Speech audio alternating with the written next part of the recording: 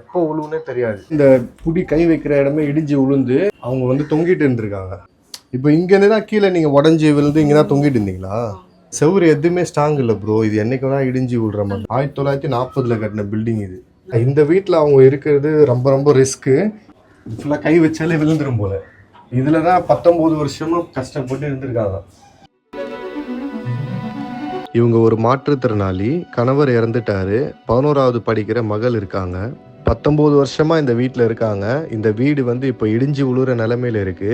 வேற வீட்டுக்கு போறதுக்கு கூட அவங்க கிட்ட பணம் இல்லாம ரொம்பவும் கஷ்டப்பட்டுட்டு இருக்காங்க. இந்த நிலைமையில தான் நான் அவங்கள பார்க்க போனேன்.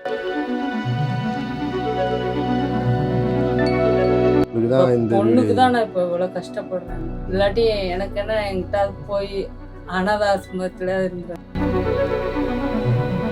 அந்த புள்ள மாதிரி நீங்கள் தான் இப்போ அந்த பாத்ரூம் கட்டி கொடுத்தீங்க. உங்களை ரொம்ப டிஸ்டர்ப் பண்ணக்கூடாது. இந்த செவர் இடிஞ்சு விழுகிறது. இப்போ நம்ம போயிட்டாலும் பரவாயில்ல, பசங்க லைஃப் பாலாயிடுமே. 1 லட்ச ரூபா அட்வான்ஸ் கொடுக்குறாங்க, 6000 ரூபா வாடகை.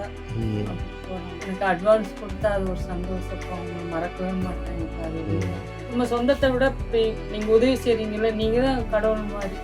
அதனால அப்படிலாம் சொல்லக்கூடாது.